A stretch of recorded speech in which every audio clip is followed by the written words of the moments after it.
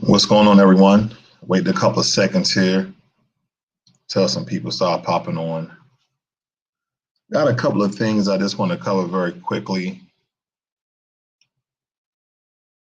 giving you guys a couple of seconds to get in here. Yeah, it's going to be a quick video, but I think it's important that I go over these things while they're still fresh in my head. Of course, I'm going to put some things together when I get back home. So anyway, family, I'm over here in South Africa, Cape Town, and my wife and I, walking from the waterfront, came into an area where there was these signs called unsettled. And all the signs displayed white South Africans and some of the quote unquote hard times or rough times they're essentially going through. Now, I misquoted myself on one of my videos stating that the population of South Africa was 40-60, meaning that the population was 40% white and 60% Black. Well, that's absolutely wrong. I was totally off with my numbers. The population family is 80% Black, 8% white, 8% or 3% Indian, and also 8% color, meaning people who are considered Black and white, kind of the same way we have it, right? But we don't have the different labeling like they do, but they actually count the mixed people, the mulattoes, the colors, as they call them, as a different demographic. Now, as we were walking, we was about a 20 or 30-minute walk back from the waterfront to our hotel. We ran into some of these signs, and I want to show you the first one here. That's going to kind of give you guys context so you know exactly what I'm getting at here, because we have to go over these signs. They were just so mind-boggling, of the white South Africans, or the Afrikaners as they call them. Now, as we're looking at this, I'll read this to you. I know it's small on your screen. I'm gonna see if I can blow it up a little bit here.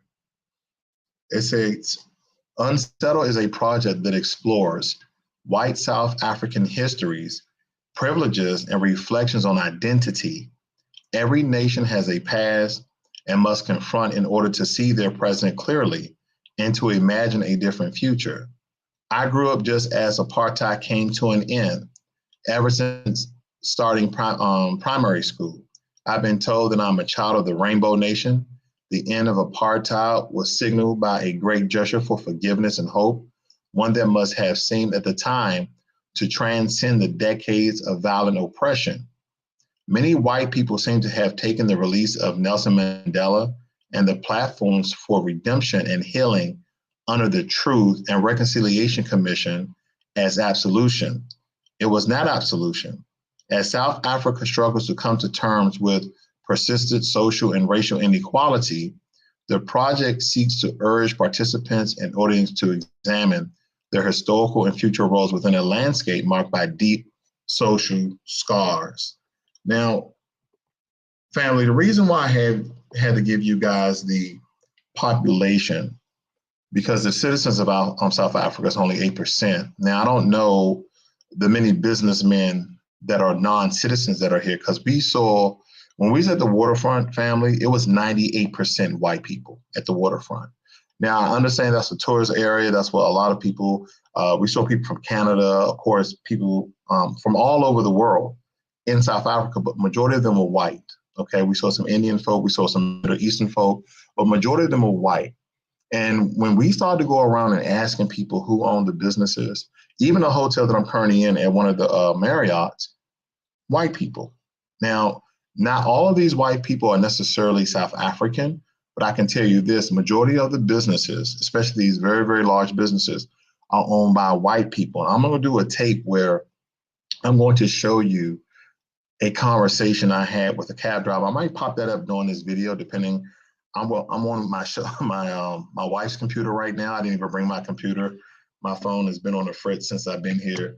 But nonetheless, of all this white splaining of these white South Africans and some of the quote unquote rough times that they're essentially going through. But again, family, I'm going to show you here, because it's very, very important, of some of the things that they're stating. And they put this out in the open, in public, for anyone and everyone to read. Like, you gotta see this, family. Let me go to the next one here.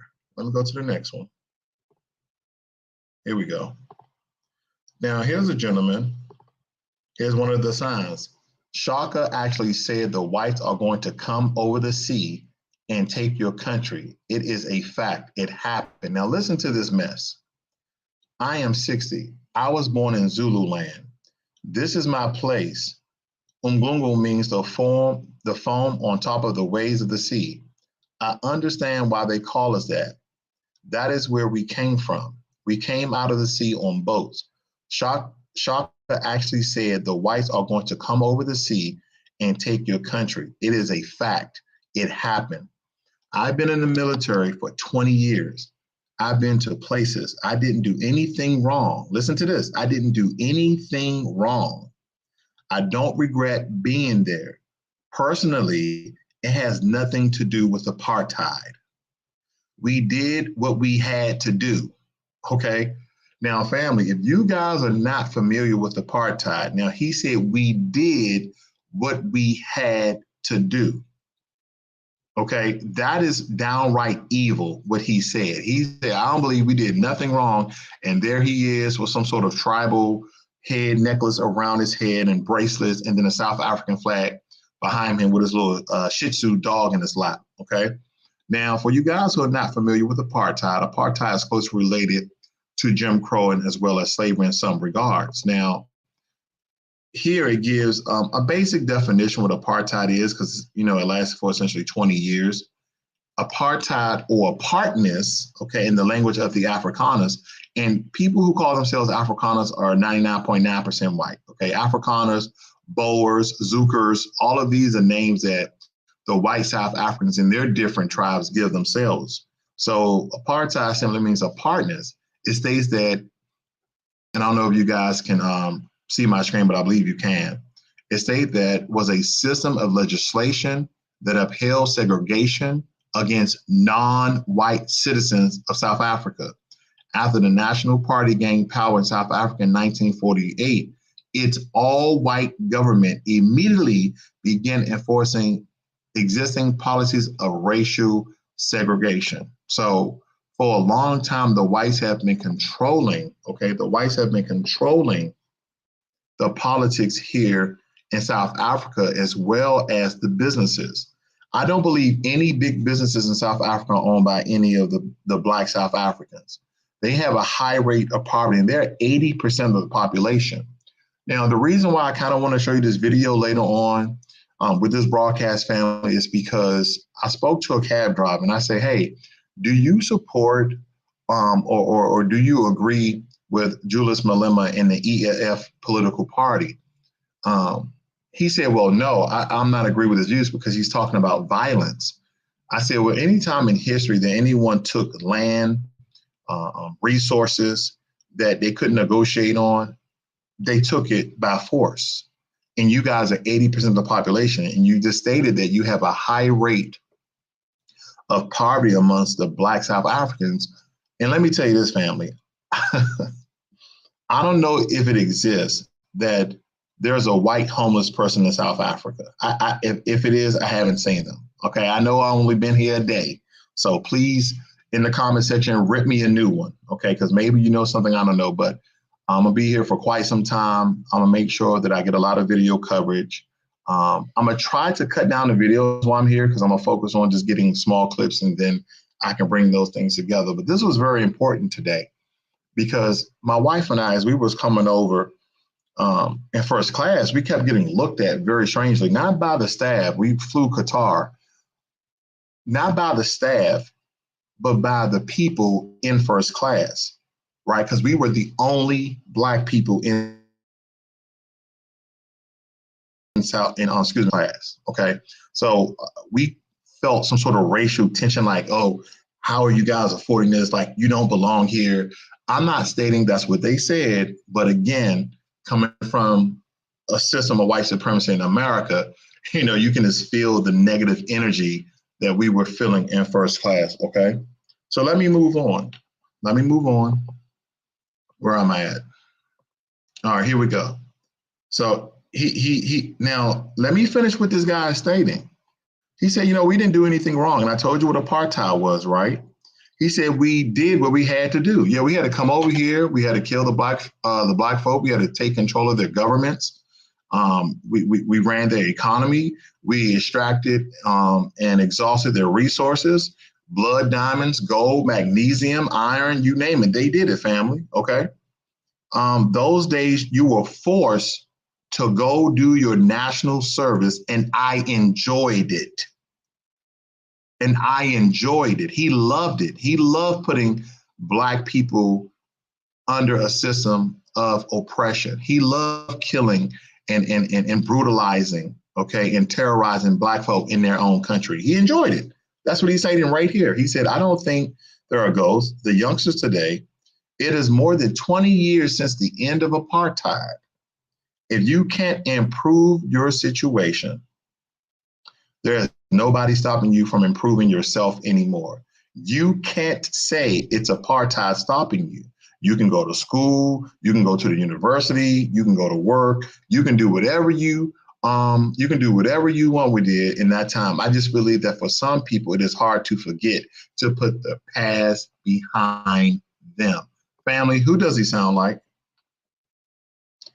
Who does he sound like? He sounds just like the white supremacists in America, stating that Jim Crow and slavery was such a long time ago, and there's no one stopping you from bettering yourself.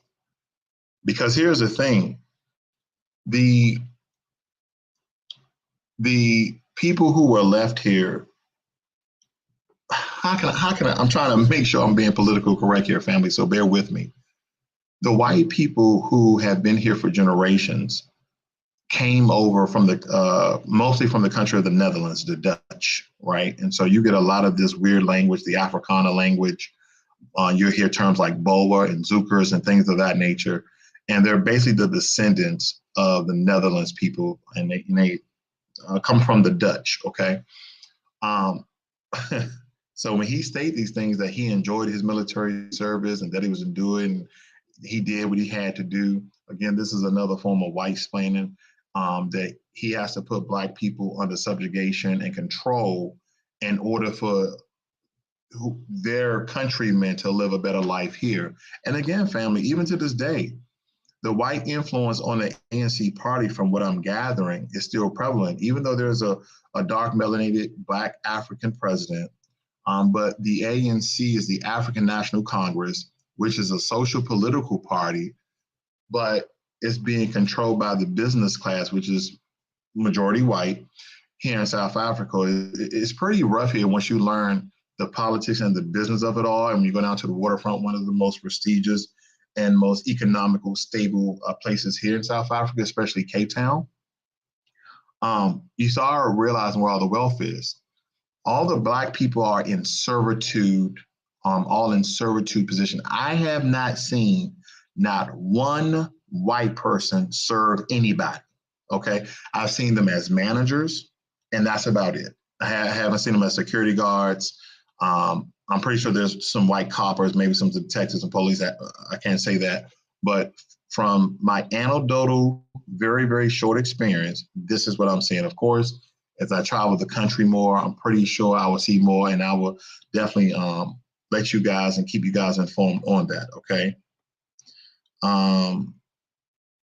Someone says here, by the way, there's a sundown town in South Africa. I don't know. Sounds like white supremacy in America. Yeah, the Black South Africans have and are experiencing some of the same things we do in America. Not at the same magnitude as far as gun violence with police, but the oppression, the racial disparities. Family, majority of the Blacks here are in poverty.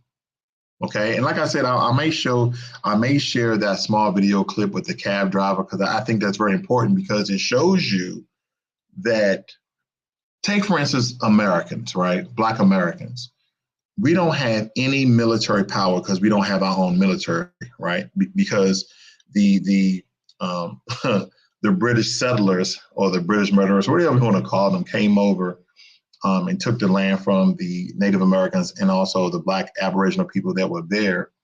And they have forever built an empire in America, right? But these people here, who are majority of the population, who are the majority of the military force, somehow cannot eradicate and take back the land that centuries before them have already put in place a white power structure in order for their descendants to stay in power and to stay rich. I mean, it's night and day. When we were coming from the airport in Cape Town, on one side of the road, we saw a lot of shanty towns.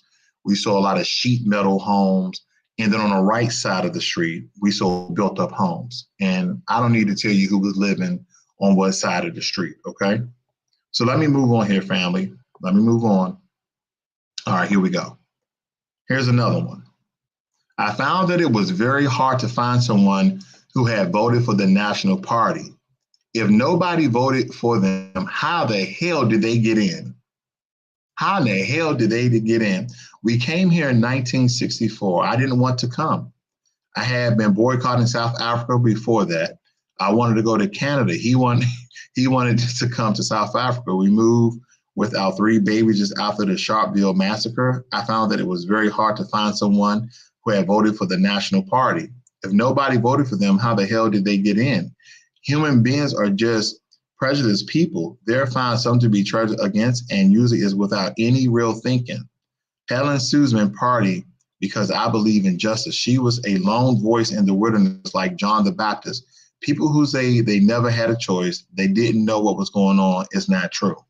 Okay, it is more white splaining, fam. We're going to go through these things. Listen to this. I have survived unspeakable, brutal violence in this country. And as a result, I've given myself permission to leave. She states here, let me blow this up for us. I have survived unspeakable brutality, violence in the country. I've given myself permission to leave, but I belong here. This is where my roots are. This is where my relationships are. This is where I am woven into. I'm not woven anywhere else. It's actually just that simple, because I chose to say I have a responsibility and a desire to make things better. I feel like we all do, and whatever we are available to us, it starts with reflecting on our way of being and how we relate with one another. There are things not within my power to change, and that's okay, but I need to do what I can do, no more, no less, and that ripples wherever it ripples, okay? It is going to get deeper, family. It's going to get deeper, I assure you. Listen to this guy, right? He looked like he had the tribal dress on. And I don't know, I don't want to call it a dress. I'll just say tribal garments on. Okay, he states here, I work damn hard for my money. How many times have you heard white people say that? Like black people don't work hard for their money, right? But it's easier because I am white. Uh-oh, did he just spill the beans? I work damn hard for my money, but it's easier because I am white. You have an unfair starting block without a ball and chain, right? He said, I was born in Durban in 1969. I am Twaza, a trainee. I speak Zulu and I'm learning to speak Xhosa. I've been told many times walking in different circles by traditional leaders that this should be my path, but I brush it off. Maybe if I didn't live in the Eastern Cape, I would not be following the Sangoma traditional leader path. Perhaps I'll be doing something else. A lot of what the ancestors are asking us to do is complete things that never finish in the realm. Horseback is definitely still a white enclave, and I feel more aligned to the Xhosa people on the mountain. He's talking about the people who, in some regards, they use a clicking sound. Xhosa people, I forgot they speak Xhosa. Okay, the language is Xhosa, and they have 15 consonants that are considered clicks. Okay, and the clicks have different sounds. They're not the Sand people. Okay, I don't want you guys to get them confused with the Sand people. The Sand people are the originators, or the Bush people are the originators of the click language. Now, it states here, especially going to all the different traditional ceremonies, we are already 24 years into the new democracy and not much has changed. Listen to that. Not much has changed. The scars of the homeland are still present, and the frontier wars and English coming and burning all the fields. It's really hard, and it's mostly the Xhosa people in the region feeling those scars. Okay, so he's kind of laying down because he feels like he's one of the people. So he feel like he has to tell the story from his white perspective because he believes he's, upholds the people. He says there is such a imbalance of understanding and empathy for the people who work in our homes on a daily basis. Listen to this. Did you guys catch that? This is such an imbalance of understanding and empathy for the people who work in our homes on a daily basis. What they actually go through. White privilege is horrific. I sit here with it. I work damn hard for my money, but it is easy because I am white. You have an unfair starting block without a ball and chain. I went to a good school, had a good education. I feel like I've been in South Africa. I'm a third generation born here. I think it's a place where we can live closely together, but we need to be more understanding of one another's situation. We really need to have people in this country who want to build it and make it a better place. Okay. Hey, this is from the horse's mouth family. The next generation are picking up the remaining elements of the white homology with assumed sense of superiority and white living conditions. The idea, listen to this, the idea that you come into the non-racist society as you are. You do not shed who you are. You do not share the aspect that constitute you as somebody with a history, with a culture, with a present that is particular. So if non-racism is seen as a powerful instrument for destroying the instruments of political and legal apartheid, I think South Africa has been spectacularly successful. But if non-racism means eliminating a race as an element in public life that keeps people apart, that creates suspicion or pain or anger, than it has been for less successful. The next generations are picking up the remaining elements. Okay, blah, blah, blah. There's no one size fits all in relation to anything in South Africa. Everything is jumbled up and mixed up. When the shackles of overt racism fall, the pinpricks of covert racism hurts unbearably. And family, this continues on. I'm not going to bore you with every single story, okay? But there are some ones I do want to pick out, like this guy here, okay? A lot of these need to get awards. I think if we as white South Africans have a historical debt to pay, then everybody that was connected to the slave trade has a debt to pay, a conscious emotional debt. And what's funny about this is, in some regards, people have been talking that the South Africans, the Black South Africans, supposed to be getting reparations from the colonizers, right? From those descendants who are still living and still have control over the Black South Africans, okay?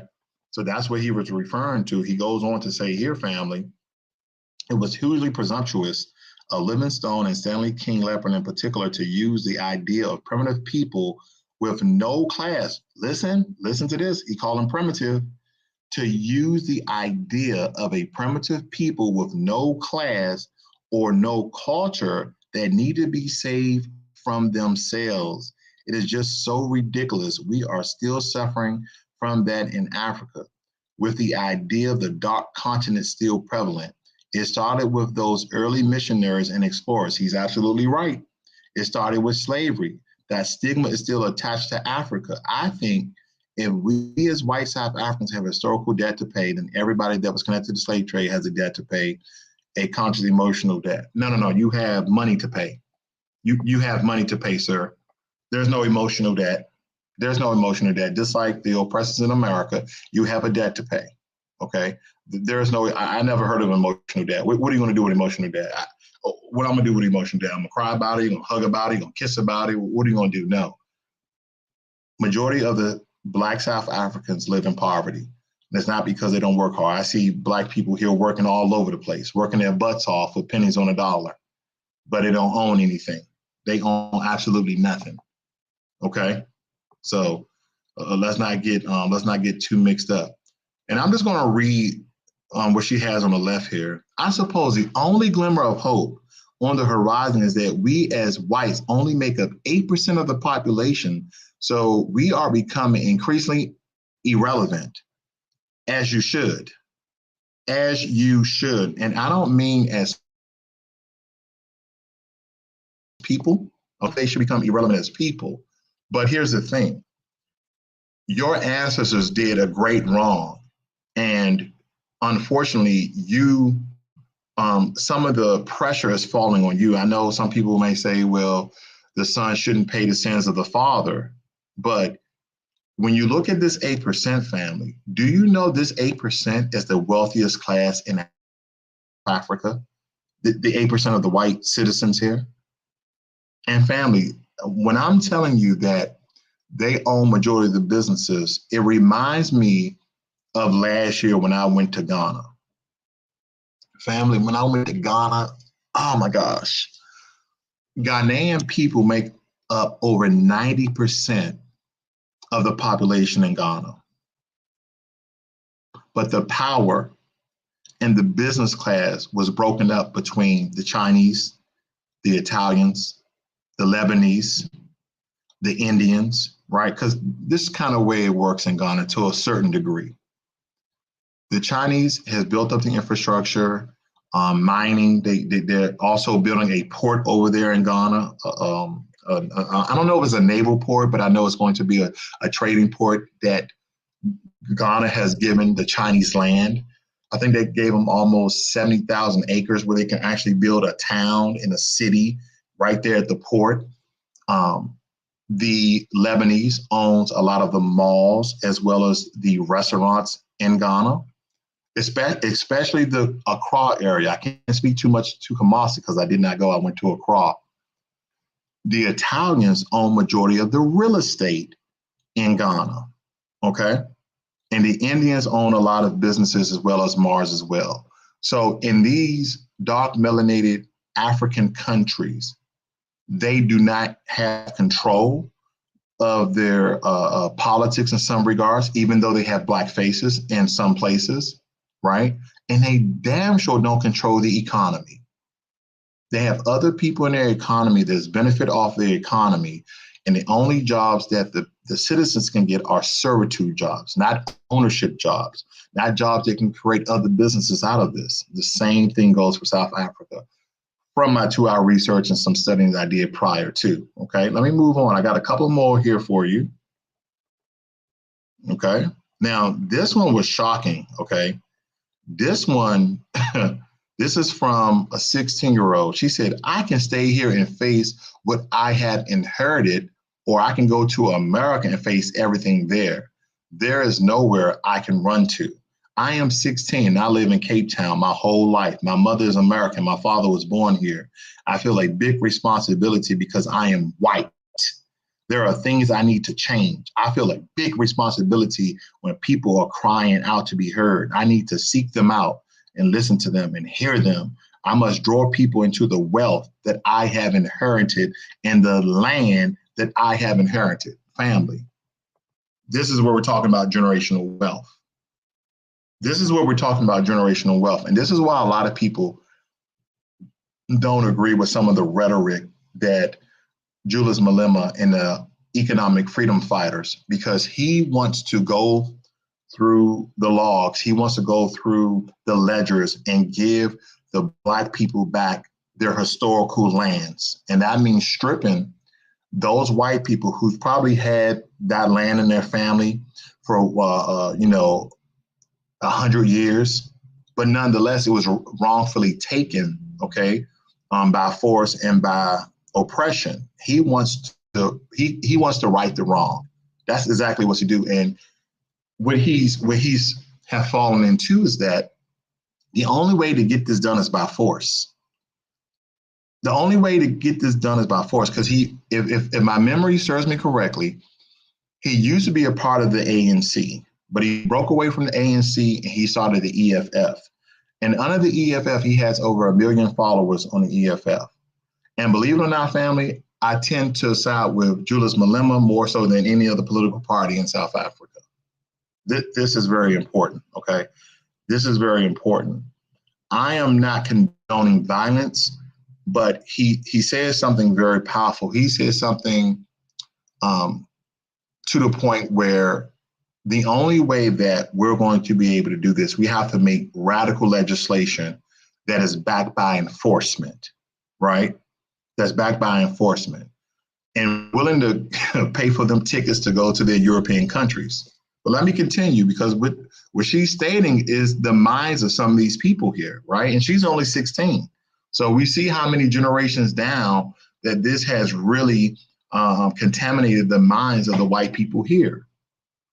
She states here, I must draw people in into the wealth that I've inherited and the land that I've inherited.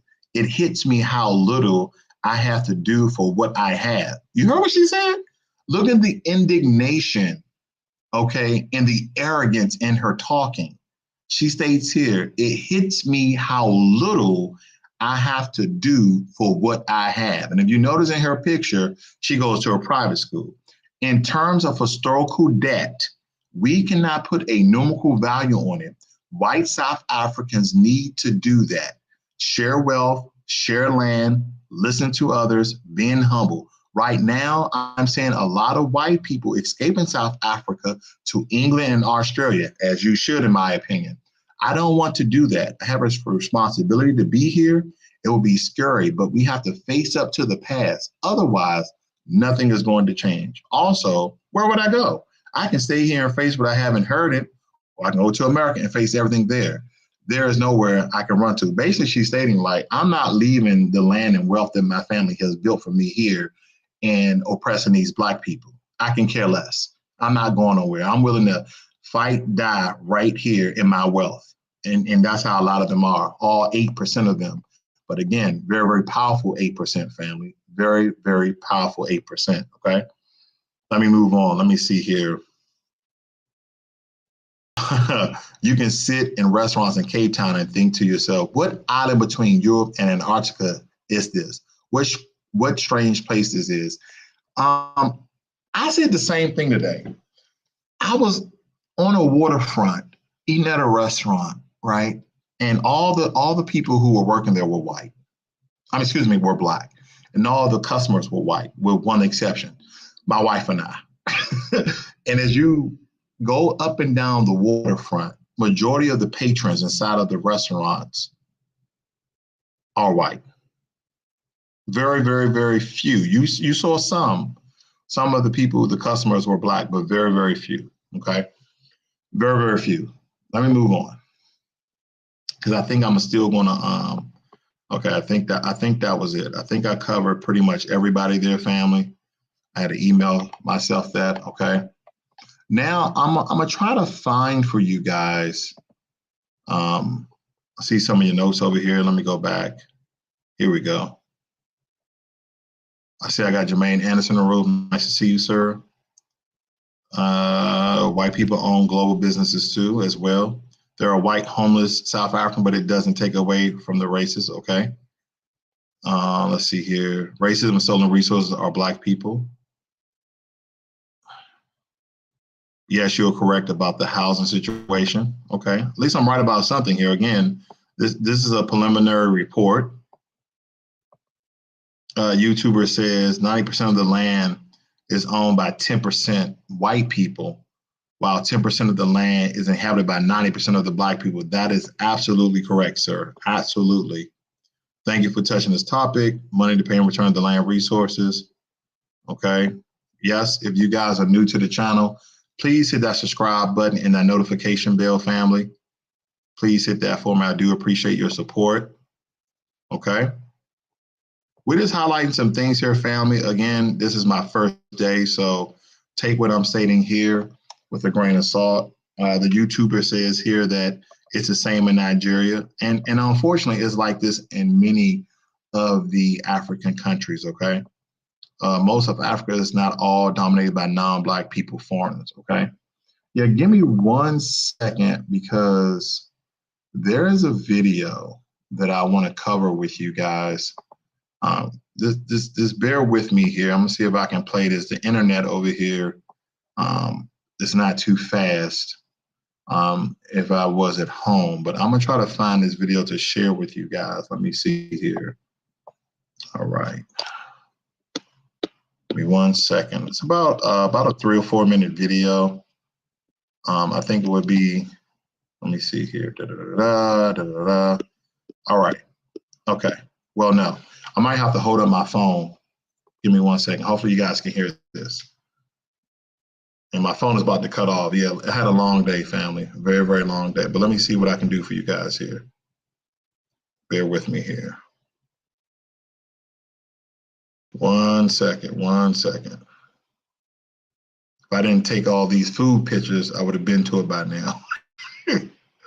All right, give me 1 second here. 1 second. Almost there. All right, let's try this one out. No, that's not the one. That's the second one. Let's do this one. And they make him affordability. But why do you believe most South Africans live in poverty? In poverty. Yeah, why do you believe that? Why do you know that? Because I come out of a community of poverty. Yeah. Yeah, and I stay amongst a community who are there in poverty. Because there's no benefit whatsoever Right. for the people of Cape Town.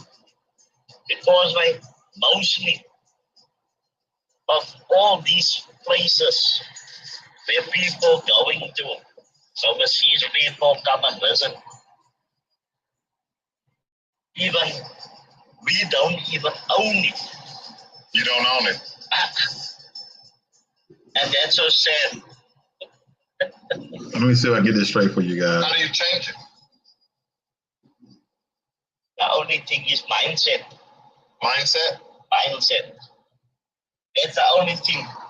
You must empower your people and you must teach them and educate them that they can know. Do the white South Africans today? Hold on. Sorry, family. I'm trying to landscape this thing for you guys. I guess I'm just do it like this. Own majority of the businesses here? Yes, definitely. Do you believe they will give them up? Let me rewind that. Never. They will. How do you change it? The only thing is mindset. Mindset? Mindset. That's the only thing. You must empower your people and you must teach them and educate them that they can know. Do the white South Africans, do they own majority of the businesses here? Yes, definitely. Do you believe they will give them up? Never. They will fight for it. Right. So how do you believe that black South Africans can ever be on the same economic level, making the same amount of money, owning the same amount of business? How does that happen? It's difficult. It's difficult to answer it. Yeah. It's difficult to answer it. I think we've got a similar situation. So again, family, I have to put to package that a lot better for you guys, but you get the gist. I was just anytime I go to a different country, I ask a lot of people about the economic structure, the political climate of the country, because I think things are important that we learn how other melanated countries are essentially dealing with the system of white supremacy. Because the system of white supremacy doesn't just, exist in America, but is worldwide, right? We have 8%. We have 8% of the 8% of the population in South Africa that owns 90% of the land and the resources. Okay, so again, a lot more to cover here. I'll be here for about 2 weeks in total, so I have a lot more coverage to get here. But other than that, family, I'm jet lag as hell. I'm gonna read some of your notes and I'm gonna get out of here. Okay. Let's see.